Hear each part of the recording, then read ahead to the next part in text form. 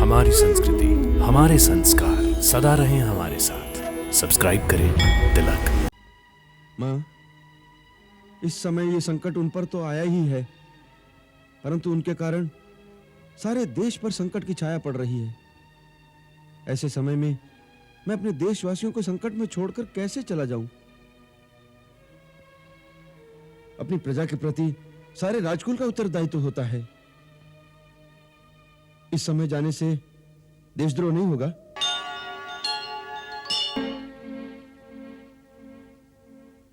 राजमाता कैकेयी से कहो कि हम उनके दर्शनों की आज्ञा चाहते हैं। जो आज्ञा।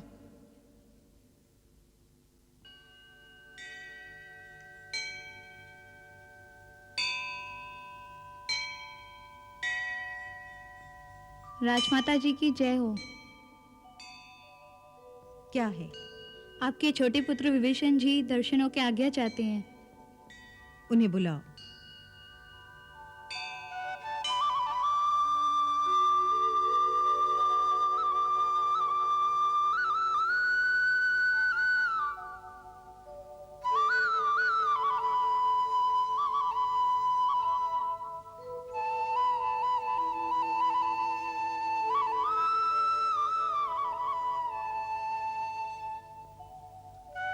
दीर्घायु हो पुत्र।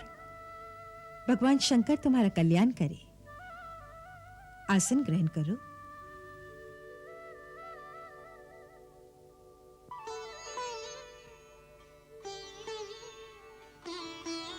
मां, मैं एक गंभीर समस्या के समाधान के लिए आया हूं। मेरा मार्गदर्शन करो माता।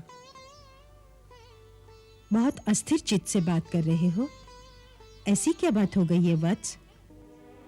बड़े भैया महाराज रावण ने मुझे देश निकाला दे दिया है। रावण ने तुम्हें देश निकाला दे दिया है? क्यों? आज दरबार में उन्होंने मेरा बहुत अपमान किया। क्यों? मैंने अपने मतानुसार उन्हें परामर्श दिया कि प्रथम तो सीता का हरण करना ही उचित नहीं था। एक परस्त्री को उसकी इच्छा के विरुद्ध अपने घर में रखना धर्म विरुद्ध है। वो पतिव्रता स्त्री है। मां, इस पाप के कारण लंका का विनाश हो जाएगा। उधर श्री राम किष्किंधा के महाराज सुग्रीव की सहायता से एक विपुल वानर सेना को लेकर लंका की ओर बढ़ रहे हैं, और इधर हमारे मंत्री उन्हें परामर्श दे रहे थे कि राम और लक्ष्मण की कोई चिंता न करें। हमारे राक्षस सेना सहित उनका अंत कर देंगे। तिलक प्रस्तुत करते हैं दिव्य भूमि भारत के प्रसिद्ध धार्मिक स्थानों के अलौकिक दर्शन।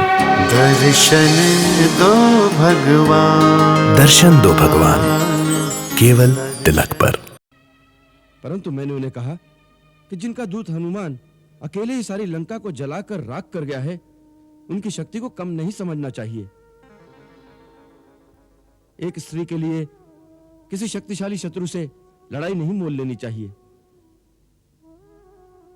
हमें देवी सीता को सम्मान के साथ उनके पति के पास पहुंचा देना चाहिए। उन्हें यह मत नहीं भाया। मैंने अपना मुकुट उनके चरणों में रख दिया कि भैया, केवल अपने हट के लिए लंका का विनाश न करो। परंतु उन्होंने पैर की ठोकर से मेरा मुकुट दरबार में फेंक दिया और मुझे लंका से निकाल दिया। ये रावण ने अच्छा नहीं किया, परंतु इसके पश्चात तुम्हारे लिए और कोई उपाय नहीं है। राजा की आज्ञा है, तुम्हें जाना ही पड़ेगा। मां, इस समय ये संकट उन पर तो आया ही है, परंतु उनके कारण सारे देश पर संकट की छाया पड़ रही है। ऐसे समय में मैं अपने देशवासियों को संकट में छोड़कर कैसे चला जाऊं? अपनी प्रजा के प्रति सारे राजकुल का उत्तरदायित्व होता है। इस समय जाने से देशद्रोह नहीं होगा। यदि यहां रहकर तुम प्रजा की रक्षा कर सको, तब तो तुम्हारा जाना उचित नहीं होगा।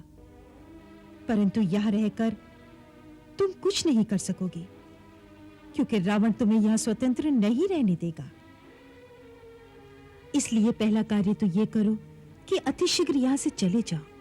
लंका से बाहर जाकर सोचो कि तुम लंका की निर्दोष प्रजा की रक्षा कैसे कर सकते हो, किसकी सहायता लेकर कर सकते हो। मेरे मंत्रियों और मित्रों का मत है कि मुझे स्वयं श्री राम के पास जाना चाहिए और उन्हें कहना चाहिए कि उनका बैर रावण से है। उनके कारण लंका की निर्दोष प्रजा को दंड न दिया जाए। विचार अच्छा है, परंतु क्या मां? परंतु इसमें बहुत संकट है। क्या?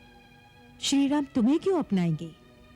तुम शत्रु के भाई हो, इसलिए नीति अनुसार उन्हें तुम पर विश्वास नहीं करना चाहिए। उन्हें तुम्हारे साथ वही बर्ताव करना चाहिए जो वो रावण के साथ करेंगे। तो दूसरा उपाय क्या है? क्या मैं लंका छोड़कर साधु हो जाऊं, किसी गुफा में बैठ जाऊं और अपने देश का नाश होने दूं? नहीं, वो अक्रमण्यता होगी। जिसका देश संकट में हो उसे ये नहीं सुहाता। फिर? तुम्हारे मंत्री ठीक कहते हैं। तुम्हें प्रजा हित के लिए अपने जीवन को दांव पर लगाकर भी श्री राम के पास चले जाना चाहिए। या तो वो तुम्हें शत्रु पक्ष का समझकर मृत्यु दंड दे देंगे और इस बलिदान से राजकुल में उत्पन्न होने के अपने उत्तरदायित्व से तुम मुक्त हो जाओगे। यदि वो एक बार तुम्हें वचन दे देंगे तो फिर कोई डर नहीं, क्योंकि मैंने सुना है कि रघुकुल वाले अपने वचन के बड़े पक्के होते हैं। प्राण दे देंगे परंतु अपना वचन झूठा नहीं होने देंगे।